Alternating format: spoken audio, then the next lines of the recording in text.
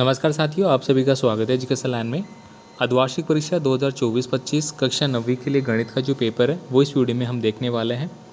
तो चलिए दोस्तों वीडियो स्टार्ट करते हैं। वीडियो स्टार्ट करने से पहले आपसे रिक्वेस्ट रहेगी साथियों, आपको सभी विषय के पेपर है वो चैनल पे बता दिए जाएंगे, तो आपसे रिक्वेस्ट है चैनल को सब्सक्राइब जरूर कर लेना। और अगर इन पेपर की PDF फाइल आपको चाहिए तो हमारा ऐप जो है उसका लिंक आपको डिस्क्रिप्शन बॉक्स में मिलेगा, प्ले स्टोर से आप डाउनलोड कर लेना। वहाँ पे आपको अर्धवार्षिक परीक्षाओं के नाम से फोल्डर मिल जाएगा पेपर में, जहाँ पे आपको सभी कक्षाओं के पेपर मिल जाएंगे। तो चलिए स्टार्ट करते हैं। यहाँ पे देखिए पहला प्रश्न आपसे पूछा गया है कि निम्न में से परमेय संख्या आपको बतानी है। तो साथियों परमेय जो संख्याएं होती है उनका एक निश्चित मान है वो निकलता है। क्या होता है? एक निश्चित मान निकलता है, ये आपको याद करना पड़ेगा। अब देखिए यहाँ पे ऐसी कौन सी संख्या आपको दिख रही है जिसका निश्चित मान है? तो √4 दिख रही है, इसका निश्चित मान 2 होता है, बाकी का अनिश्चित है। तो ये आपको कई बार ये भी दिया जा सकता है कि अपरिमेय संख्याएं बताएं। उस कंडीशन में आपको क्या होगा, √4 दे दिया, √16 दे दिया, √25 दे दिया और एक कोई अन्य संख्या दे दी जाएगी। इस प्रकार से भी पूछा जा सकता है। अगला देखिए यहाँ पे अगला है 4x² - 3x और प्लस का 7 है।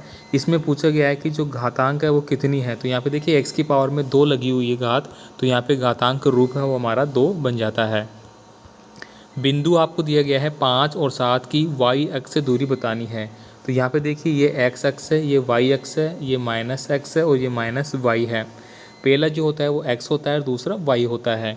तो देखिए x यानी कि 1 2 3 4 5 यहाँ पे है, फिर है y 1 2 3 4 5 6 7 मान लीजिए यहाँ पे है। तो ये जो दूरी है यहाँ से लेके यहाँ तक ये आपको बतानी है, ये वाली, ठीक है। तो यहाँ पे देखिए ये तो आपको दे दिया गया है 5, ये आपको दे दिया गया है 7। कुल मिला के अगर अपन इसको देखें तो ये आपसे कर्ण पूछ रहा है। क्या पूछ रहा है? कर्ण की कंडीशन पूछ रहा है, ठीक है। आपको याद होगा ये वाला फॉर्मूला त्रिभुज का जो नियम होता है उसमें एक तो हो गया हमारा आधार, एक हो गया लंब और एक हो गया कर्ण। तो यहाँ पे आधार स्क्वायर अगर मैं इसको निकालता हूँ तो आधार का स्क्वायर मतलब 5 का स्क्वायर प्लस लंब का स्क्वायर मतलब 7 का स्क्वायर बराबर यहाँ पे क्या हो जाएगा, कर्ण का स्क्वायर, ठीक है। अब यहाँ पे देखिए इसका तो हो गया 25 प्लस इसका हो गया 49 हो गया, ठीक है। 50 25 7 7 49। अब यहाँ पे अपन इसका करेंगे तो आप देखेंगे कि क्या आएगा, यहाँ पे 7 7 49, 9 और 5 आपको ऐड करना है। तो 14 का 4 हासिल की 1 लग जाएगी और 4 और 3 7 74 हो गया। अब 74 के टुकड़े आपको करना है और उस हिसाब से आपको x अक्ष से दूरी बतानी है। नेक्स्ट देखिए यहाँ पे अगला है, यदि 3/4 4y = 5 है तो y = 1 है तो x का मान ज्ञात करना है। सिंपली y की जगह आपको 1 इनपुट करना है। ये y जो है वहाँ पे जैसे 3/x है प्लस यहाँ पे 4 है बटे में 1 आ जाएगा, ठीक है। लघुत्तम हमारा x आ जाएगा, यहाँ पे 3 ऐसे कैसे आ जाएगा और ये मेरा 4x आ जाएगा और इधर आ जाएगा मेरा 5, ठीक है। इस प्रकार से हो जाएगा। अब इसको मैं मल्टीप्लाई करूँगा तो ये भी मेरा 5x बच जाएगा। इसको मैं हटा सकता हूँ, इसको मैंने हटा दीजिए मान लीजिए, ठीक है।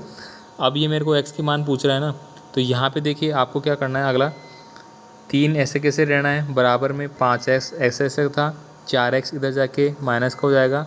तो ये कितना बच गया, ओनली x बच गया। तो x का मान कितना आ गया, 3 आ गया यहाँ पे, ठीक है। तो यहाँ पे देखिए 3 किस में दिया गया, ये वाला। नेक्स्ट देखिए यहाँ पे अगला है एलिमेंट्स नामक पुस्तक जो प्रसिद्ध ग्रंथ है वो किसके द्वारा लिखा गया है, ये आप बता देंगे। अगला है यहाँ पे त्रिभुज के तीनों कोणों का योग है वो 180 डिग्री होता है, ये आपका D नंबर का हो जाएगा। नेक्स्ट है यहाँ पे 75 डिग्री का पूरक कोण, 75 डिग्री जो है साथ ही उसका पूरक कोण बताना है। तो पूरक कोण के लिए दोस्तों 90 डिग्री से कैलकुलेट करते हैं। 90 में से अगर 75 जाएगा तो बराबर हमारा कितना बच गया, 15। तो 15 मेरा इसका क्या हो गया, पूरक कोण बच गया, ठीक है। अगर यहाँ पे मान लीजिए कि आपको 70 दे दिया जाता है, 80 दे दिया जाता है, तो आपको 90 में से माइनस करना है, जो बच गया वो पूरक कोण होता है।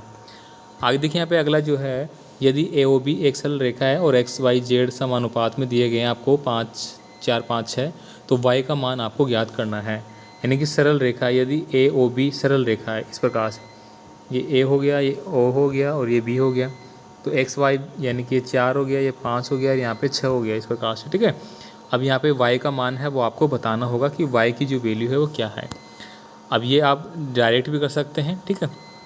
देखिए अर्धवर्त पर बना जो कोण है वो बताना है। मान लीजिए कि ये आपका वर्त है, वर्त आपको पता है कि 360 डिग्री का होता है पूरा, तो आधा मेरा 180 डिग्री का हो जाएगा, ठीक है। तो यहाँ पे 180 डिग्री का आंसर आ जाएगा। किसी चक्रीय चतुर्भुज के सम्मक कोणों का योग होता है। तो साथ ही चक्रीय चतुर्भुज है उसके सम्मुख कोण, यानी कि मान लीजिए कि ये आपने चक्रीय चतुर्भुज बना लिया इस प्रकार से, ठीक है। अब इसके सम्मुख कोण मतलब ये और ये दोनों आपस में कितने डिग्री के होंगे, ये दोनों आपस में कितने डिग्री के होंगे, तो ये दोनों होते हैं 180 डिग्री के, क्योंकि ये आधा कर देता है इसको पूरे को, इधर से देखो चाहे इधर से देखो। अब देखिए यहाँ पे रिक्त स्थान वाले प्रश्न है, ये आप करेंगे। एक घात वाली बहुपद को एक घातांकीय बोला जाता है। मूल बिंदु से के निर्देशांक है वो 0 0 होते हैं। दो चर वाले रेखीय समीकरण जो होता है उसका अपरिमित रूप से अनेक क्या निकाले जा सकते हैं। y x का समीकरण है वो आपको बताना होगा।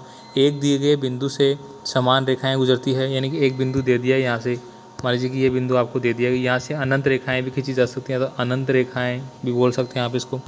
अब देखिए यदि एक कोण अपने समपूरक का 3 गुना है तब कोण का मान क्या होगा।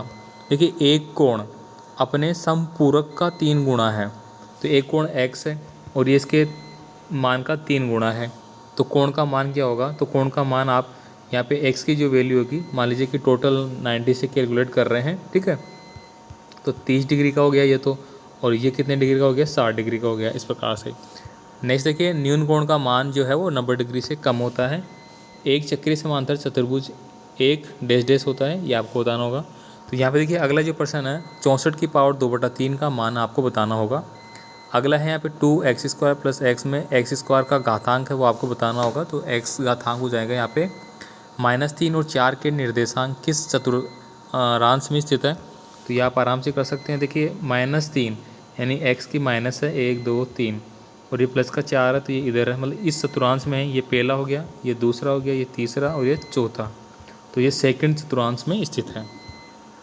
रेखा किसे कहते हैं ये आप बता देंगे। एक कोण अपने पूरक कोण का आधा हो तो उस कोण का मान क्या होगा, ये भी आप बता सकते हैं। समबाहु त्रिभुज के प्रत्येक कोण का मान है, ये आपको बताना होगा। इसके बाद देखिए यहाँ पे अगले जो प्रश्न है ये आप यहाँ पे देखेंगे, फिर लघुतात्मक प्रश्न आपके आएंगे। तो बहुपद वाले रिलेटेड प्रश्न है वो आपके 1.5 से 2 नंबर के पूछे जाएंगे। x + 4 x + 10 का गुणनफल आपको करना है, तो आपको सिंपली x + 4 है और x + 10 दिया गया है, तो x को s से गुणा करेंगे x² आ गया, प्लस x को 4 से गुणा करेंगे 4x आ गया। फिर यहाँ पे आपको प्लस लगा दिया मैंने, क्योंकि 10 को x से करूँगा मैं तो 10x आ जाएगा, फिर 10 को 4 से करूँगा तो 40 आ जाएगा। x को आपको जोड़ देना है, बाकी को अलग रख देना है, तो एक समीकरण बन जाएगा। अब देखिए यहाँ पे बिंदु -5 और -2 का भुज आपको बताना होगा। आगे देखिए यहाँ पे समीकरण आपको दिया गया है ये वाला, ये समीकरण में आपको y का मान 7 है तो x का मान आपको निकालना होगा, तो आप इजीली निकाल पड़ेंगे। 3x - 2 गुणा ये y का मान 7 था बराबर 3 दे दिया गया है यहाँ पे, ठीक है। तो यहाँ पे 3x आ जाएगा, इधर आ जाएगा 7 दूनी 14 बराबर 3 आ जाएगा, ठीक है। तो ये माइनस है, इधर जाके मैं इसको प्लस कर देता हूँ, और 14 यहाँ पे 14 और 3 कितने हो गए, 17 हो गए, तो 17/3 मेरा आंसर आ जाएगा। इस प्रकार से x का मान।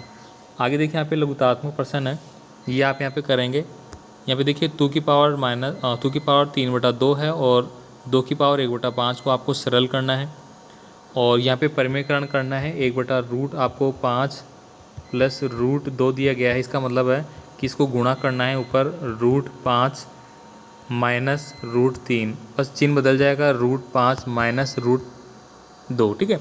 यहाँ पे जो प्लस था रूट में ये माइनस का हो जाएगा, बाकी आप परिमेयकरण कर लेंगे। यूक्लिड की अभिधारणा बतानी होगी, दो त्रिभुजों की सर्वांग समता SAS का नियम बताना होगा, ठीक है।